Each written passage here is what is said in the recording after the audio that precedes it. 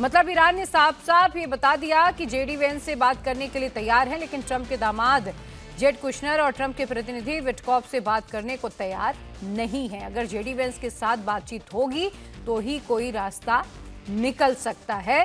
Iran की तरफ से ये बिल्कुल साफ शब्दों में बता दिया गया है और उन्होंने कहा है शांति वार्ता से पहले बड़ी शर्त रखते हुए ईरान की तरफ से अमेरिका फर्स्ट के साथ बात होगी तो बात बनेगी। अगर इजराइल फर्स्ट के साथ बात होती है तो कोई भी समझौता उस वक्त नहीं होगा और भी अधिक ताकत से हम अपनी रक्षा जारी रखेंगे। थोड़ी देर पहले ईरानी डेलीगेशन ने शहबाज शरीफ से मुलाकात की, लेकिन अमेरिका के साथ बातचीत करने से पहले ईरान ने कई शर्तें रख दी, जिसमें सबसे अहम कंडीशन है लेबनान। ईरान ये कह रहा है कि जब तक इजराइल लेबनान पर हमले बंद नहीं करेगा, जब तक हिजबुल्लाह को सीज फायर में शामिल नहीं करेगा, तब तक बातचीत आगे नहीं बढ़ सकती।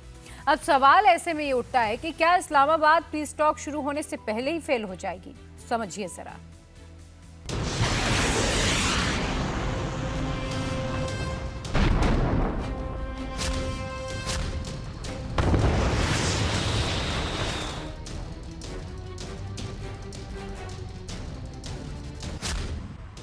इधर इस्लामाबाद में बातचीत चल रही है, उधर अमेरिकी वॉरशिप में नए हथियार लोड हो रहे हैं।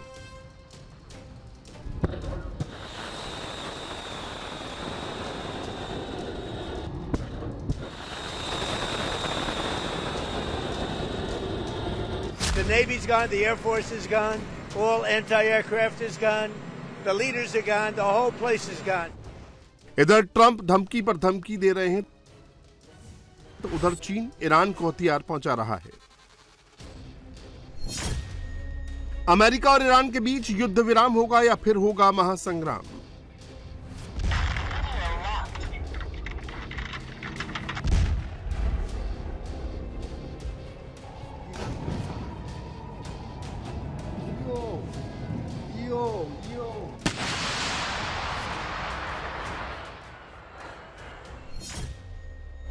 इस्लामाबाद में बात बनेगी या मिडिल ईस्ट में फिर बम और मिसाइलें चलेंगी?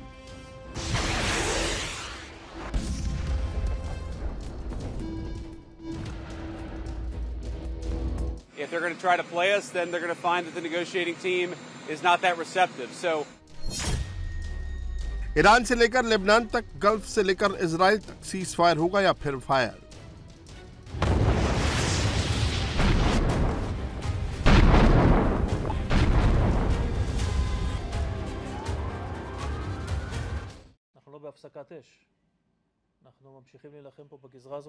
हम युद्ध के हालात में हैं, हम किसी भी सीजफायर में नहीं हैं। हम इस फ्रंट पर लड़ाई जारी रखे हुए हैं। ये हमारे लिए मुख्य युद्ध क्षेत्र है।